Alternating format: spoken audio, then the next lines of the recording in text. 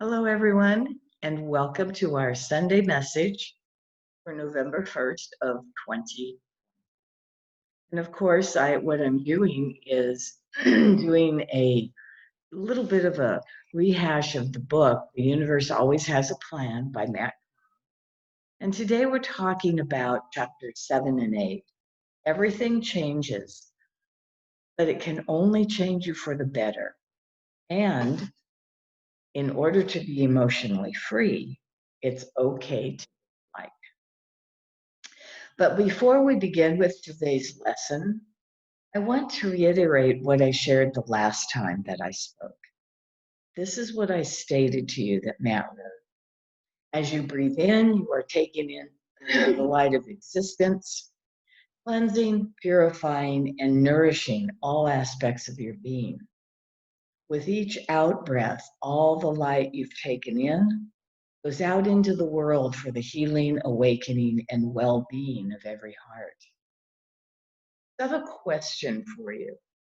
How many of you during these past couple of weeks have you spent time focusing on your in-breath as the light of existence and have it cleanse, purify, and nourish all aspects of your being?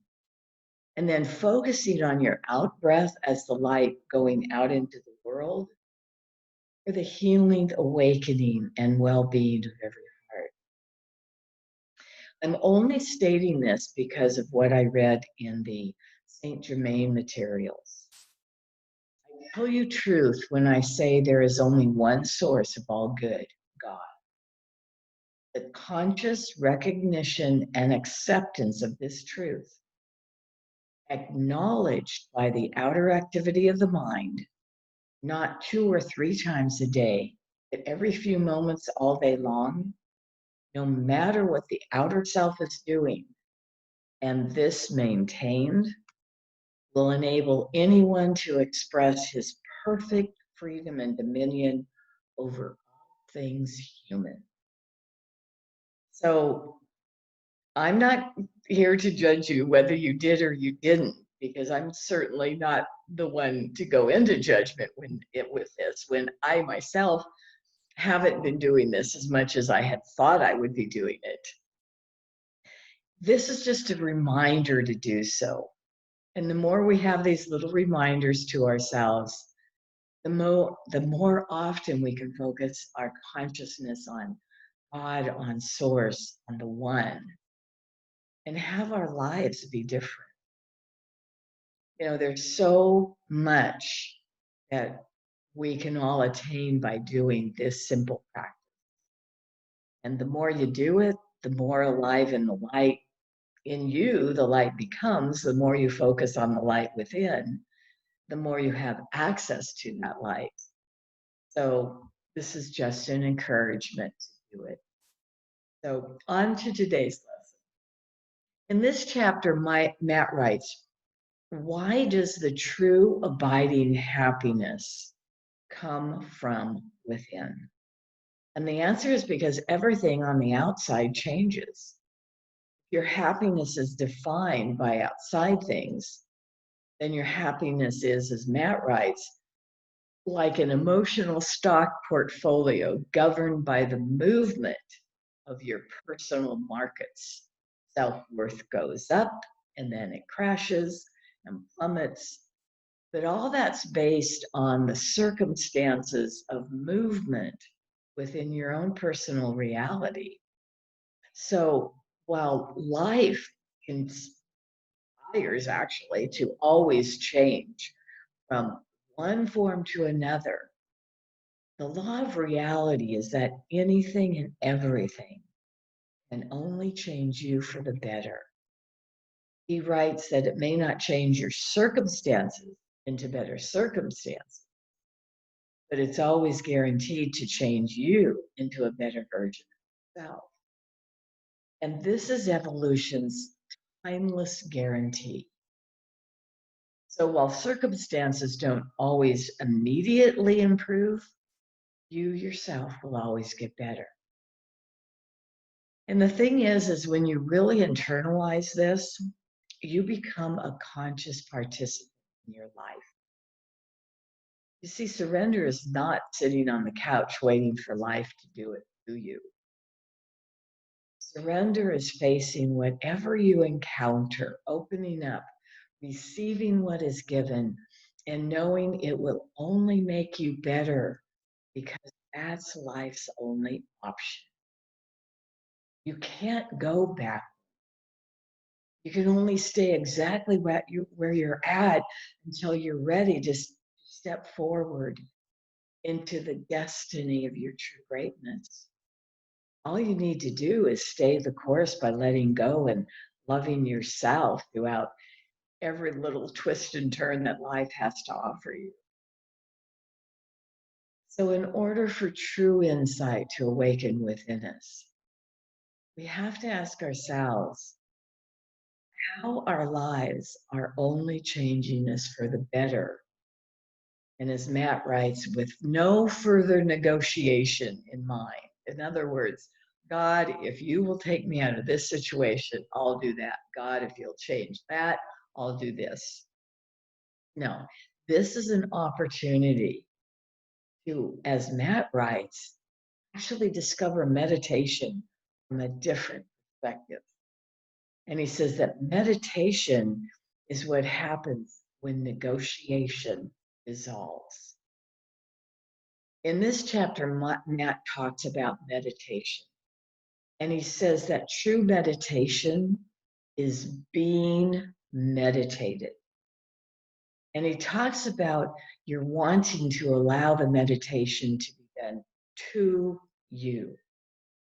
All you need to do is simply sit and listen. And as I was reading that, I was reminded of the time, well, more than once, couple, 3 times over my life, where I've been sitting in meditation, just paying attention to anything that God has to tell me. And all of a sudden, I was not breathing. I was being breathed, literally.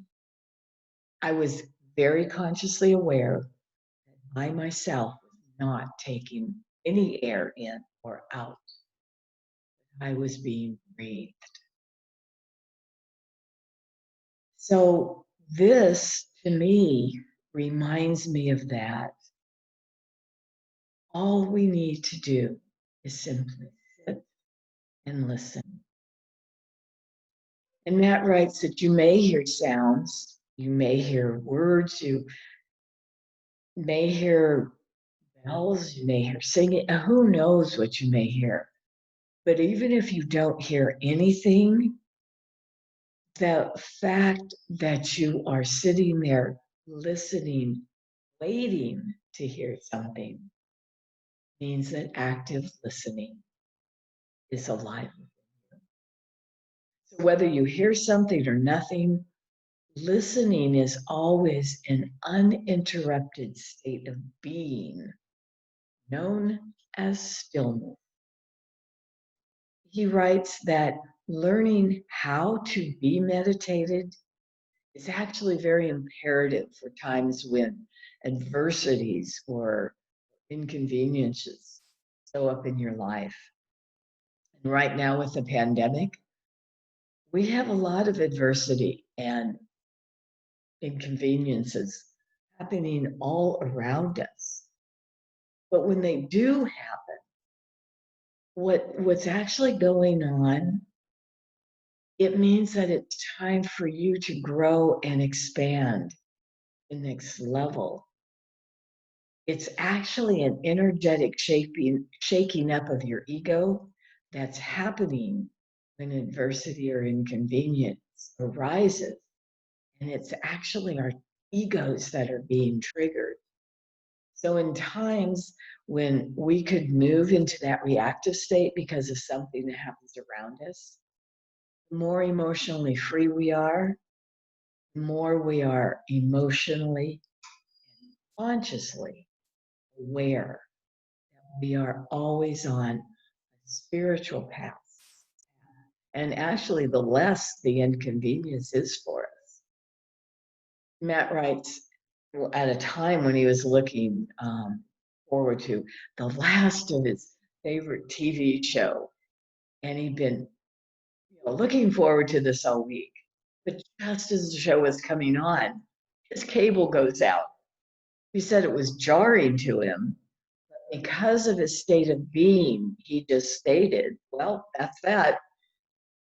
Not what I expected to have happen. So I guess I'll go take a walk instead.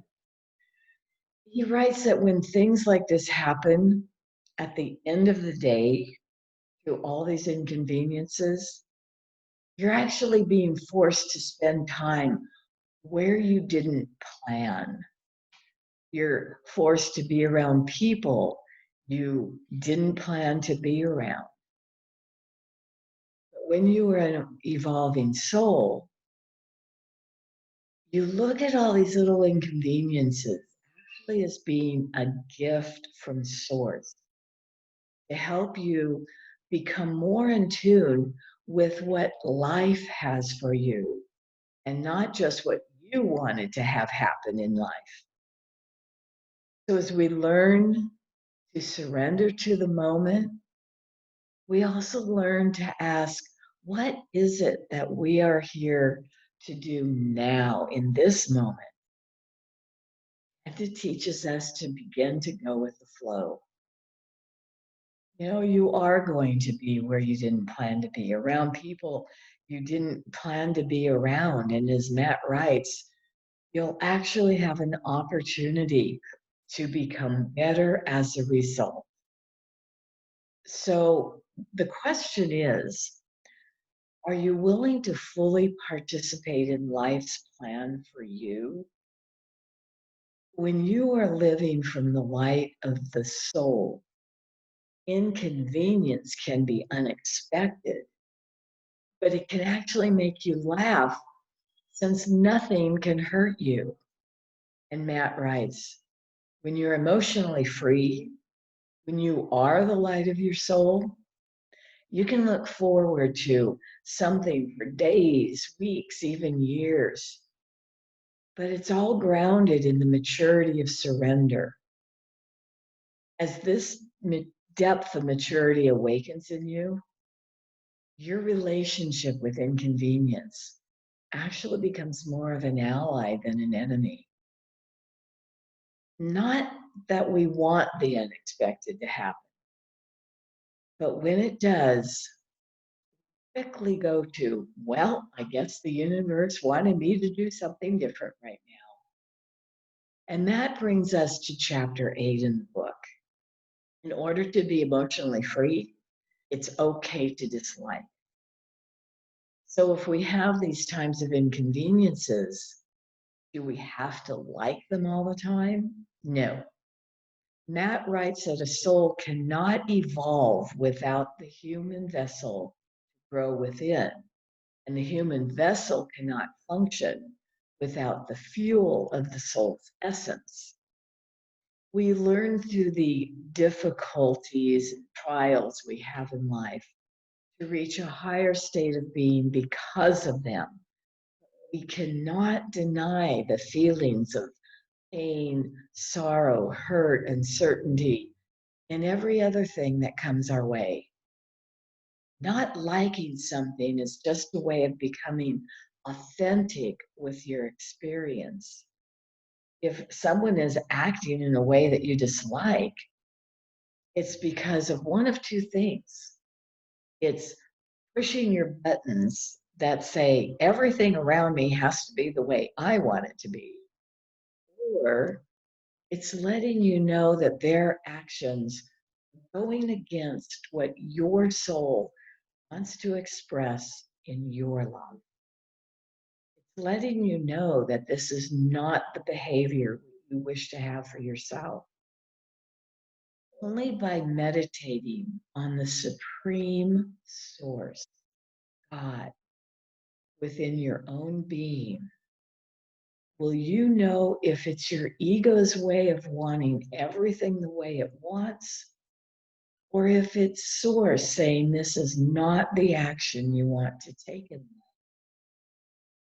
Something that Matt wrote really struck me on page 115. You are not here to be perfect. You are here to embrace how perfect you already are. The most direct way to understand how perfect you already are is to embrace the authenticity of your experience at any and every given time. Matt wrote about going into the ice cream store, sampling all the flavors to find the one that he liked the best. Nothing was wrong with any of the flavors. He just wanted the one he liked the best. So in your spiritual journey, you want to sample all of the experiences, all the various combinations of experiences. He writes, in order for you to actually find the things you want to embrace and resonate with, you have to encounter things you don't respond well to. And this actually helps you develop the skill of discernment. Here's the gift. As you learn through disliking what you don't want, it actually will help you turn your attention to what you do want in life, if you let it. A true heart-centered spiritual journey is about being an individuated expression of your divine consciousness. It's where you are one with all that is, while also standing for everything you hold near and dear to your heart. Just because you like something and dislike something else doesn't mean that anything is being judged as less than. It's just you appreciating the fact that life is giving you a chance to figure out what you uniquely resonate with. Matt writes, once you are clear on what resonates, you become very decisive as a human being. Simply put, in order to receive your highest potential, you have to be discerning. It's been said and written throughout the ages, with great power comes great responsibility. Do you know that you already possess the responsibility to handle the power of dislike and to do great things with it? Matt writes that maybe the greatest thing that you can do with dislike is to not only be discerning and clear in what you resonate with, but to love, adore, and heal the most damaged, hurtful parts of yourself. The moment you dislike, you now know the parts of you to spend more kindness, self-care, and acceptance. And why is that? Because dislike has an energy about it. Discernment does not. Dislike has an irritation, an anger, a frustration, something about it. But discernment just is saying, I prefer this over that. So Matt writes that spiritual evolution is not a one-size-fits-all approach to life. Because if it were, you would be robbed of the beauty of thinking your way through situations, recognizing ways in which you can contribute to the evolution of every soul on this planet. So, in order to maintain the respect for the divinity of all, while honoring the integrity any character it's destined to play, simply bow to dislike, as Matt says, and say to it, thank you for calling me to greater service for all. We learn to respect the divinity in ourselves that came to this planet to choose, equally honoring the divinity of those who inspire us to dislike, only to remind us of parts we have a chance to learn to accept, to love, feel within ourselves. So when we take this aspect of dislike and move it into ourselves, we can feel within us where this dislike is. We can ask it, what is it about this that I have charge about? And once we learn what that is, and we start loving that part of us, it actually can change to a love that can go out to heal the world. And we are here to heal the world.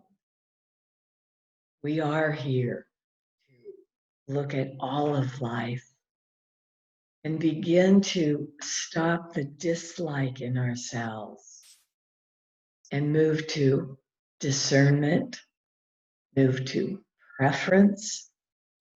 And as we move to discernment and preference, what happens is we actually start to take in each person, each event, and love it, accept it.